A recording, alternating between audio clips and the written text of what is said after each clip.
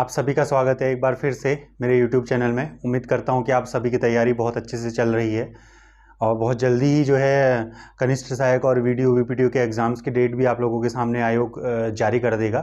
तो फिलहाल हम कॉम्पिटिटिव एग्ज़ाम्स की तैयारी के लिए जो लेक्चर सीरीज चला रहे हैं उसमें आज का जो लेक्चर होगा वो हरिद्वार का पार्ट 3 होगा। हरिद्वार के पिछले 2 लेक्चर मैं आपके सामने अपलोड कर चुका हूँ। पिछले 2 लेक्चर्स में हमने जिन जिन बातों के बारे में चर्चा की है उसको मैं एक बार जल्दी से आपका जो है रिवाइज करा देता हूँ। हरिद्वार का हमने बेसिक इंट्रोडक्शन देखा, उसकी भौगोलिक स्थिति को समझा, उसके इतिहास को हमने समझा। उसके साथ साथ हरिद्वार के प्राचीन जितने भी हमारे नाम थे, जितने भी उपनाम हरिद्वार के थे, जैसे उत्तर भारत का केरल, पूर्व का वेनिस, मोयुलो और भी बहुत सारे हमारे जितने भी इसके नाम थे, हमने उन सब का अध्ययन कर लिया है। उसके अलावा हरिद्वार के प्रमुख स्थलों, फिर हम आगे गए हम हरिद्वार के प्रमुख स्थलों पर, जिसमें हमने सर्वप्रथम हर की पैड़ी का अध्ययन किया।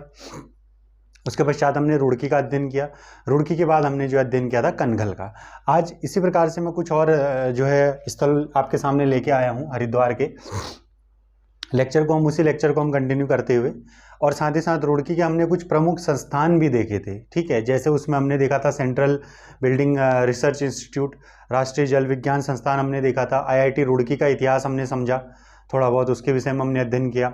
और जो भी हमारे जैसे सिंचाई अनुसंधान संस्थान जो है वो भी आपका रुड़की में, उसका भी हमने अध्ययन किया, ठीक है।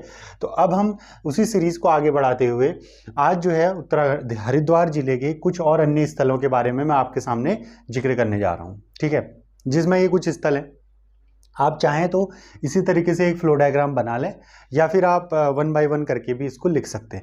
लेकिन अगर आप फ्लो डायग्राम के हिसाब से चलेंगे तो आपको बहुत जल्दी ये चीज़ें आपकी याद हो जाएंगी, ठीक है। और फैक्ट हैं, एक 2 नंबर के कभी कभार पूछ लिए जा सकते हैं, ठीक है। तो इस पे आप हम चलेंगे क्या क्या इसमें प्रमुख स्थल हैं। जैसे नंबर 1 है आपका सप्तऋषि आश्रम, ठीक है। सप्तऋषि आश्रम के विषय में आप ये देखेंगे कि यहीं पर को जो है सप्तऋषि आश्रम पर ही आपका सप्त सरोवर कुंड भी है।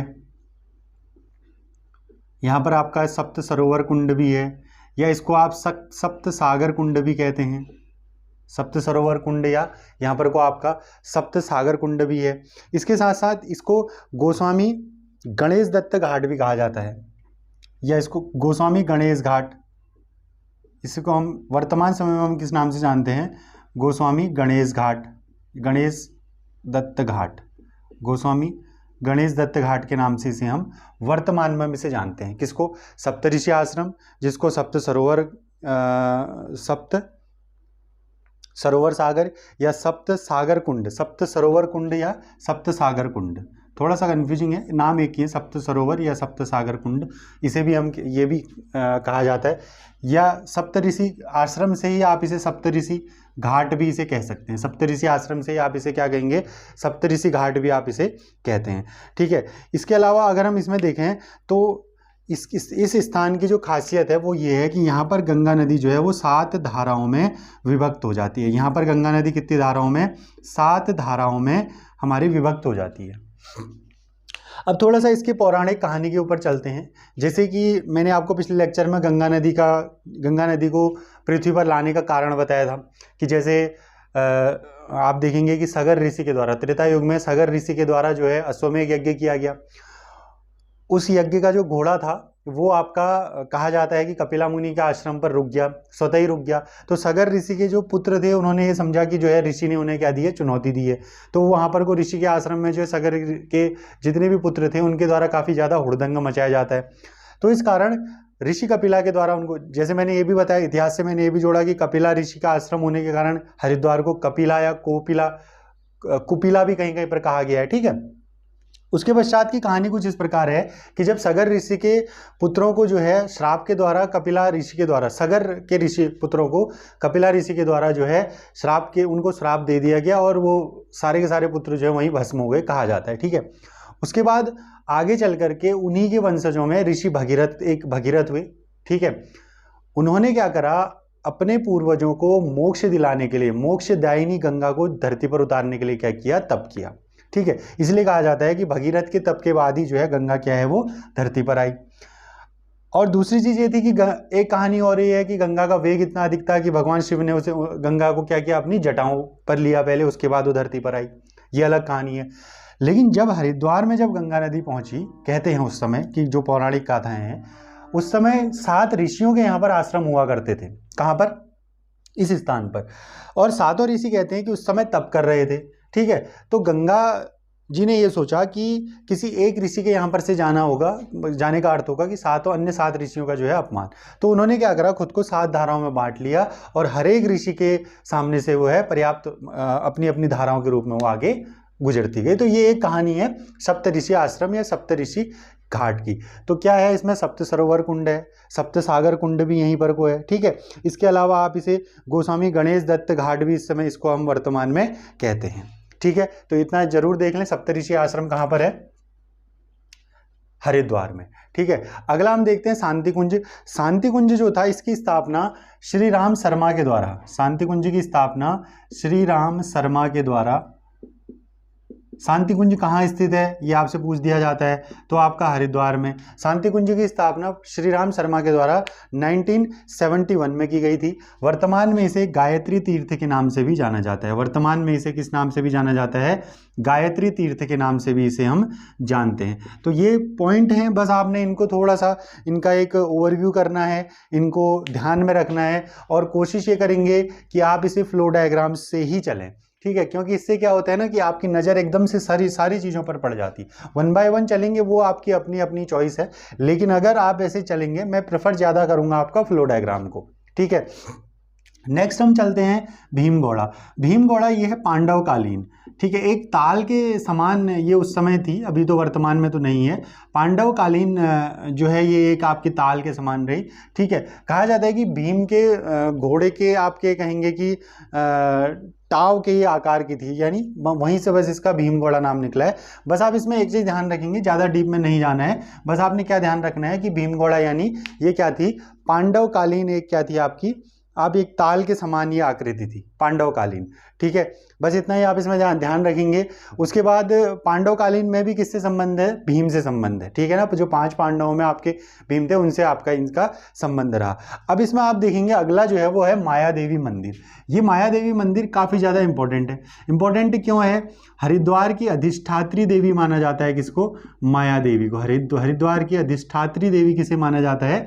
माया देवी को। ठीक है, अब यह जो मंदिर है, हरिद्वार में 3 प्रमुख मंदिर आपके आते हैं। एक आपका आता है माया देवी मंदिर, एक आपका आता है चंडी मंदिर, एक आपका आता है मनसा देवी मंदिर। इसके अलावा हरिद्वार में मंदिर बहुत सारे हैं, लेकिन प्रमुख महत्व इन तीनों मंदिरों का है। कहा जाता है कि ये तीनों मंदिर इस तरह से एक त्रिकोण बनाते हैं।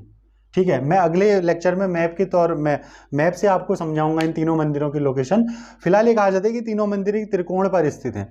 अच्छा, माया देवी जो मंदिर है, यह आपका आप एक तरीके से कहेंगे कि माता सती का एक मंदिर है, और माता सती के शक्ति पीठों में से यह एक है। माता सती के पूरे भारत में जितने भी आपके शक्ति पीठ हैं, उनमें से ये क्या है? एक है, और उनमें से बहुत ज़्यादा प्रमुख भी है। ठीक है, पूरी पृथ्वी का शक्ति केंद्र भी इसको माना जाता है। अब जितने भी, जैसे अभी हम आपको शक्तिपीठों का इतिहास बताऊंगा, लेकिन उससे पहले आप ध्यान रखेंगे माया देवी मंदिर हरिद्वार में।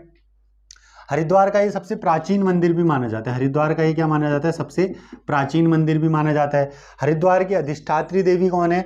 माया देवी है, और यह क्या है? शक्तिपीठों में से आपका एक इसमें आता है। ठीक है, अच्छा, अब जो शक्तिपीठों की कहानी है, देखिए शक्तिपीठों की संख्या आपको अलग अलग मिलती है। ठीक है, आपको किसी पुराण में अलग कुछ मिलती है, किसी पुराण में आपको कुछ मिलती है। जैसे अगर मैं कहूँ कि देवी पुराण में शक्तिपीठों की संख्या बताई गई है 51। ठीक है, अभी मैं आपको बताऊंगा आपके शक्तिपीठ होते क्या हैं एग्जैक्ट। ठीक है, अच्छा, इसी के उलट अगर हम देखेंगे देवी भागवत में, अगर आप इस नंबर को लिख लें तो अच्छा है, क्योंकि 1 नंबर का क्वेश्चन यहाँ से भी बन सकता है। देवी भागवत में शक्तिपीठ बताए गए हैं 108। ठीक है, और दूसरा अगर हम देखें कि देवी गीता में, ये सारी पौराणिक पुस्तकें हैं, देवी गीता में शक्तिपीठों की संख्या बताई गई है 72। ठीक है, अब जो देवी पुराण के अनुसार माया, जो आपका माया देवी मंदिर है, यह आपका भारत के प्रमुख शक्तिपीठों में से एक आता है, और देवी भागवत के अनुसार संख्या हो जाती है 108। ठीक है, अब शक्तिपीठ क्या होते हैं, जैसे आप एक पौराणिक, देखिए हरिद्वार मतलब आपको बहुत सारी पौराणिक कहानियों से होते हुए चलना है, ठीक है। हरिद्वार आपका पूरा एक तरीके से क्या है, धार्मिक स्थल है, ठीक है, आपको सभी को ये पता है। तो आपको पौराणिक गाथाएं और पौराणिक कथाओं से संबंधित बहुत सारे प्रश्न यहाँ मिलेंगे, और यहाँ से आपने बहुत चीज़ें तैयार इसी माध्यम से भी करनी है, ठीक है। देखिए चलिए, शक्तिपीठ क्या होते हैं, जैसे देखो कहा जाता है कि माता सती से संबंधित है। शक्तिपीठों का संबंध प्रमुख रूप से किससे है, माता सती से संबंध है। जब जिसमें मैंने आपको बताया कनखल प्रजापति दक्ष की राजधानी, पिछले लेक्चर में मैंने आपको बताया, और वहाँ क्या एक घटना हुई थी पौराणिक ग्रंथों के हिसाब से कि माता सती के पिता कौन थे, दक्ष थे। उनके द्वारा भगवान शिव को यज्ञ में ना बुलाने पर माता सती ने क्या किया था, खुद को क्या किया था, अग्नि को समर्पित कर दिया। उसके बाद कहा जाता है कि भगवान शिव सती के जले हुए शरीर को लेकर के जो है आपका पूरे ब्रह्मांड में घूमते रहे, और उसके पश्चात भगवान शिव के क्रोध को शांत करने के लिए या सती के मोह को खत्म करने के लिए भगवान विष्णु के द्वारा सुदर्शन चक्र के माध्यम से माता सती के शरीर के क्या किए गए, अलग अलग टुकड़े कर दिए गए, ठीक है। और ये टुकड़े जिस जिस स्थान पर, पृथ्वी में जिस जिस स्थान पर गिरे, तो माना जाता है कि उसी स्थान पर क्या स्थापित किया गया, एक शक्तिपीठ स्थापित किया गया, और उसी स्थल पर उसी अंग की पूजा भी होती है। जैसे अब देवी पुराण ये कहता है कि माया देवी मंदिर में जो है माता सती के क्या गिरी थी, नाभि का भाग गिरा था। तो यहाँ पर ये कहा जाता है कि माया देवी मंदिर में नाभि भाग की पूजा होती है, या नाभि भाग गिरा था। दूसरा, अगर आप देवी भागवत के अनुसार चलेंगे तो देवी भागवत ये मानता है कि पूर्णागिरी मंदिर में नाभि का होता है, नाभि जो का अंग जो गिरा था वो पूर्णागिरी मंदिर में गिरा था। यह भी एक शक्तिपीठ है, पूर्णागिरी भी। साथ ही साथ आपका नैनीताल में जो नैना देवी मंदिर है वो भी आपका क्या है, एक शक्तिपीठ है। इसके अलावा अल्मोड़ा में भी एक शक्तिपीठ है। तो आप थोड़ा सा शक्तिपीठ का इतिहास समझिए। अब कभी आपका क्वेश्चन आ जाए कि माता सती का जो नाभि भाग है वह किस स्थान पर गिरा, तो माया देवी मंदिर भी माना जाता है और पूर्णागिरी मंदिर भी माना जाता है, बट डिपेंड करेगा, आप उसको ऑप्शन के अकॉर्डिंग लेके चलेंगे। और माया देवी मंदिर देवी पुराण के अनुसार और देवी भागवत के अनुसार पूर्ण। वैसे इतना आपका डीप क्वेश्चन आएगा नहीं, लेकिन फिर भी मैं आपको बता देता हूँ, हल्का फुल्का आप इस चीज़ को ध्यान रखें कि शक्तिपीठ क्या होते हैं, शक्तिपीठ का संबंध किससे है, ठीक है। इतना ज़्यादा पूछने की उम्मीद नहीं है, इतना ज़्यादा नहीं पूछा जाएगा। फिलहाल ये ध्यान रखेंगे कि हरिद्वार की अधिष्ठात्री देवी कौन है, माया देवी है। और ये तो जरूर ध्यान रखना कि ये एक शक्तिपीठ जरूर है, ठीक है। अब किसके अनुसार है किसके अनुसार नहीं, इसको अभी आप छोड़ दीजिए।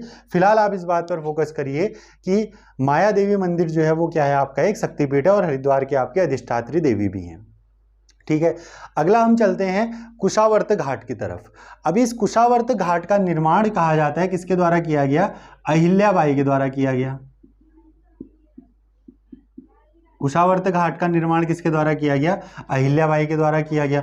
और यह स्थान जो है आपका पिंडदान के लिए प्रसिद्ध है। यह स्थान किसके लिए प्रसिद्ध है, आपका पिंडदान के लिए प्रसिद्ध है। देखो हरिद्वार में मैक्सिमम स्थल में फिर से आपसे कहूंगा कि चीजें बोरिंग ना हो, इसलिए आप थोड़ा सा कथाओं जो भी आपकी धारणा है उनके हिसाब से लेते हुए चलें, तो आपको थोड़ा सा इंटरेस्टिंग लगेगा। जैसे हर की पैड़ी है, उसको आप लेकर के थोड़ा सा उसकी जो पौराणिक कथा है उनसे जुड़ जाइए, तो आपको क्या लगेगा, थोड़ा सा इंटरेस्टिंग लगेगा। चीज़ों को आप थोड़ा सा, आपका पढ़ने का मन करेगा, आपको थोड़ा सा दिमाग में वो चीज़ें बैठेंगी। बाकी हरिद्वार तो पूरा ही आपका धार्मिक स्थल है, ठीक है, आपको पता ही है इस चीज़ के बारे में। कुशावर्त घाट किसके द्वारा स्थापित किया गया, अहिल्याबाई के द्वारा। किसके लिए प्रसिद्ध है ये, पिंडदान के लिए स्थान प्रसिद्ध है। तीसरा हम आते हैं विल्वकेश्वर महादेव मंदिर। यह भी आपका बहुत बहुत इंपॉर्टेंट मंदिर है। अच्छा चलिए एक बार मैं मंदिर बता देता हूँ। आप अभी हरिद्वार के कितने मंदिरों को पढ़ चुके हैं, ठीक है, माया देवी मंदिर, विल्वकेश्वर मंदिर, इसके अलावा दक्षेश्वर मंदिर, महिषासुर मर्दिनी मंदिर और महाविद्या मंदिर, ठीक है। ये मंदिर मैंने आपको कनखल में ये 3 मंदिर वहाँ भी बताए थे। इसके अलावा नारायणी शिला, ये भी मैंने आपको पहले बता दी थी। इसके अलावा तिलाबेश्वर मंदिर, वो भी मैंने आपको वहाँ बता दिया था कनखल में। तो ऐसे ही आपने कलेक्ट करना है चीज़ों को। ऐसा नहीं कि आप देखेंगे हरिद्वार में 50 से 100 के बीच मंदिर है, धीरे धीरे आप कलेक्ट करेंगे। ऐसे मनसा देवी मंदिर, चंडी देवी मंदिर भी आपका, चंडी देवी मंदिर पौड़ी गढ़वाल में, सारी बुक्स में हालांकि वो इन्हीं के साथ पढ़ा दिया जाता है, मनसा देवी चंडी देवी मंदिर, ठीक है, लेकिन चंडी देवी मंदिर एक्चुअल में पौड़ी गढ़वाल में स्थित है, ठीक है। तो इसी तरीके से आप इनको डेटा को कलेक्ट करेंगे। विल्वकेश्वर मंदिर की खास बात क्या है, यहाँ पर माना जाता है कि पार्वती के द्वारा शिव की इसी स्थान पर क्या की गई, तपस्या की गई, ठीक है। पार्वती जी के द्वारा इसी स्थान पर क्या की गई, भगवान शिव की क्या की गई, आराधना की गई, ठीक है। तो ये इतने प्रमुख स्थान आपके सामने और आ गए हरिद्वार के, ठीक है, अब आप इसको देख लीजिए आपने कैसे नोट्स बनाने हैं, इसी तरीके से बनाएंगे तो फटाफट इसका रिवीजन भी हो जाता है, दिमाग में भी ये आपकी चीज़ें बैठ जाती हैं। ठीक है, एक बार फटाफट से इसको और रिवाइज कर लेते हैं। सप्तऋषि आश्रम, शांति कुंज, भीमगौड़ा, मायादेवी मंदिर, कुशावर्त घाट और विल्वकेश्वर महादेव मंदिर। ठीक है, चलिए इतना होने के बाद अब हम नेक्स्ट चलते हैं। आपका नेक्स्ट हमारा टॉपिक हुआ हरिद्वार के कुछ प्रमुख संगठन संस्थान और कुछ प्रमुख विश्वविद्यालयों का हम एक बार फटाफट से डेटा देख लेते हैं। कौन कौन से आपके यहाँ पर को प्रमुख संस्थान है, प्रमुख आपके विश्वविद्यालय हैं। ठीक है, तो चलिए अगर हम इसमें चलते हैं तो सबसे पहले अगर हम चलें तो इसमें आपका सबसे नंबर 1 स्थान पर एक संस्थान आपका आता है उत्तराखंड लोक सेवा आयोग। उत्तराखंड लोक सेवा आयोग, इसका जो मुख्यालय है या जो ये संस्थान है ये कहाँ स्थित है? हरिद्वार में स्थित है। उत्तराखंड लोक सेवा आयोग कहाँ स्थित है? हरिद्वार में। सन 2001 में क्या की गई थी? इसकी स्थापना की गई। इसकी स्थापना कब की गई? सन 2001 में। ठीक है, इसके अलावा अगर हम देखें BHEL का मुख्यालय Bharat heavy electricals limited. Bharat heavy, इसका फुल फॉर्म आप ध्यान रखेंगे, भारत हैवी इलेक्ट्रिकल्स लिमिटेड। इसका मुख्यालय भी कहाँ है? रानीबाग हरिद्वार में। कहाँ पर है? रानीबाग हरिद्वार में। ठीक है, नेक्स्ट आपका आता है रानीबाग नहीं, इसको रानीपुर करेंगे। रानीबाग तो आपका हल्द्वानी में हो गया, रानीपुर हरिद्वार में। BHEL का मुख्यालय ये भी कहाँ स्थित है? BHEL का फुल फॉर्म भी ध्यान रखेंगे, भारत हैवी इलेक्ट्रिकल्स लिमिटेड। देखिए कंफ्यूजन यहाँ मत होना, एक आपका BHEL करके आता है, एक आपका BEL आता है। ये आपका भारत इलेक्ट्रॉनिक्स लिमिटेड, ये है आपका कोटद्वार में। भारत इलेक्ट्रॉनिक्स लिमिटेड कहाँ है? आपका कोटद्वार में। लेकिन आपका BHEL कहाँ स्थित है? भारत हैवी इलेक्ट्रिकल्स लिमिटेड कहाँ स्थित है? रानीपुर में ये आपका स्थित है। अगला अगर हम देखें गन्ना अनुसंधान केंद्र, गन्ना अनुसंधान केंद्र, गन्ना अनुसंधान केंद्र, यह भी आपका कहाँ स्थित है? हरिद्वार में स्थित है। साथ ही साथ राज्य की सबसे बड़ी गुड़ मंडी, राज्य की सबसे बड़ी गुड़ मंडी, ये भी कहाँ स्थित है? हरिद्वार में स्थित है। गन्ने से ही आप रिलेट करके इसको याद रखेंगे, गन्ना अनुसंधान केंद्र से ही आप याद रखेंगे। राज्य की सबसे बड़ी आपकी गुड़ मंडी, ये भी कहाँ स्थित है? आपका हरिद्वार में। ठीक है, तो नेक्स्ट अगर हम चलें कुछ और जो आपके यहाँ पर के विश्वविद्यालय हैं हरिद्वार के, कौन कौन से प्रमुख विश्वविद्यालय हैं ये भी हम देख लेते हैं। इसमें सबसे पहला नाम आपका आता है गुरुकुल कांगड़ी विश्वविद्यालय। गुरुकुल कांगड़ी विश्वविद्यालय नंबर 1 में आप देखेंगे, गुरुकुल कांगड़ी विश्वविद्यालय।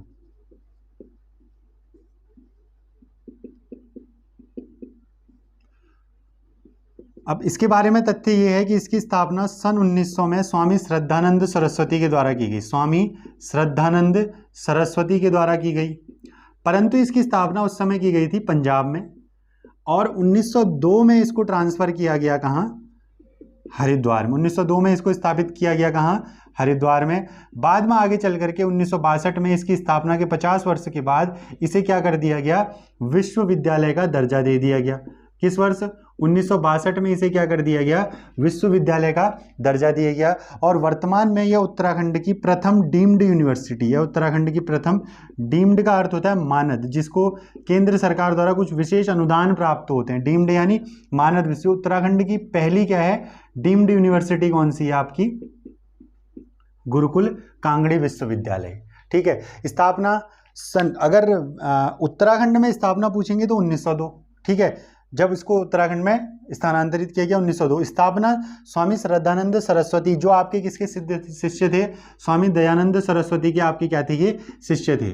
स्वामी दयानंद सरस्वती के शिष्य कौन? श्रद्धानंद सरस्वती। उनके द्वारा 1900 में पंजाब में गुरुकुल विश्वविद्यालय की स्थापना की। कांगड़ी नाम इसे जब 1902 में इसको कांगड़ी में स्थापित किया गया, तब इसको गुरुकुल कांगड़ी नाम दिया गया। विश्वविद्यालय तब नहीं था ये। ठीक है, 1962 में इसके 50 वर्ष पूरे होने पर क्या किया गया? इसको विश्वविद्यालय का दर्जा दिया गया। साथ ही साथ यह उत्तराखंड की क्या है?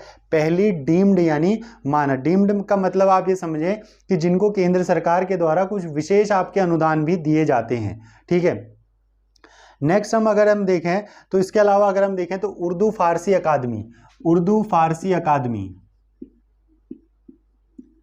उर्दू फारसी अकादमी,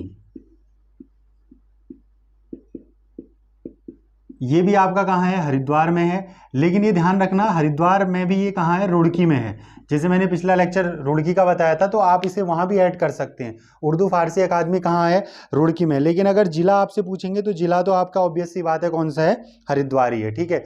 अच्छा, उर्दू फारसी अकादमी के साथ साथ अब कुछ संस्कृत से जुड़े हुए क्या है यहाँ पर को, कुछ संस्थान यहाँ पर को हैं, ठीक है। और इसी कारण से हरिद्वार को एक और उपनाम आप नोट कर लीजिए, संस्कृत नगरी भी कहा जाता है। हरिद्वार को संस्कृत नगरी भी कहा जाता है, ये भी आप ध्यान रखना, ठीक है। अब इसमें संस्कृत नगरी के साथ आप एक चीज ये ध्यान रखेंगे कि जो आपका उत्तराखंड की संस्कृत अकादमी है, उत्तराखंड संस्कृत अकादमी, उत्तराखंड संस्कृत अकादमी, इसकी स्थापना सन 2005 में हुई और ये कहाँ है आपका, हरिद्वार में है। उत्तराखंड संस्कृत अकादमी जिसकी स्थापना सन 2005 में हुई, कहाँ स्थित है, हरिद्वार में स्थित है। इसके साथ साथ ही आप ये भी ध्यान रखेंगे, रानीपुर झाल के समीप, रानीपुर झाल एक जगह है वहीं पर को, इसके समीप ही एक संस्कृत विश्वविद्यालय भी स्थापित है। कहाँ, हरिद्वार में संस्कृत विश्वविद्यालय भी एक यहाँ स्थापित है, ठीक है। तो ये पॉइंट आप जरूर ध्यान रखें। फिलहाल रटने वाले ही पॉइंट है सारे, थोड़ा सा आपको बोरिंग लग सकता है, परंतु आपने थोड़ा सा रिलेट करके एक चीज़ों को एक दूसरे से लिंक करते हुए पढ़ना है ताकि लंबे समय तक आपको याद रहे, ठीक है। बस आपका मेन टारगेट आपका ये होना चाहिए कि आपको चीज़ों को लंबे समय तक याद करना है। अब उसके लिए आपको जैसा तरीका सुटेबल लगता हो, ठीक है। जैसे हरिद्वार को संस्कृत नगरी भी कहा जाता है, उसी से आप लिंक कर दो कि उत्तराखंड संस्कृत अकादमी 2005 में कहाँ स्थापित हुई है, हरिद्वार में, और संस्कृत विश्वविद्यालय भी रानीपुर झाल के समीप कहाँ है, हरिद्वार में ही आपका स्थित है। अच्छा, भाषाओं से संबंधित मैंने बहुत सारे संस्थान आपने देहरादून हरिद्वार में जैसे देख लिए होंगे। अगर मैं आपसे कहूँ कि उत्तराखंड भाषा संस्थान कहाँ है, तो कहाँ है आपका, अगर आप देहरादून के लेक्चर में जाएंगे तो आपको वहाँ मिल जाएगा उत्तराखंड भाषा संस्थान। हिंदी अकादमी कहाँ है, देहरादून में ही है। पंजाबी अकादमी कहाँ है, देहरादून में है। उर्दू फारसी अकादमी कहाँ है, रुड़की, अभी मैंने बताया रुड़की यानी हरिद्वार में। ऐसे संस्कृत अकादमी कहाँ है, हरिद्वार में। तो जितने अलग से आपको एक जैसे जो चीज़ें दिखते हैं उनके नोट्स एक साथ बना लो, मिनी नोट्स उनको हम कहते हैं, ठीक है। जैसे आपको ये चीज़ें ढूंढते रह जाओ, आपकी उत्तराखंड संस्कृत अकादमी भाषा, आप एक अपने हाथ से रिटर्न कहीं पर नोट्स लिख दीजिए कि भाषाओं से संबंधित कुछ प्रमुख संगठन, जहां जहां आपको फिर नए नए मिलते रहेंगे आप उसमें ऐड करते रहिए। जैसे रक्षा से संबंधित मैंने बताए थे, रक्षा जो एक जैसे लगते हैं, देखो उनका रिवीजन बार बार करो। रक्षा कृषि शोध संस्थान कहाँ है, अल्मोड़ा में, ठीक है।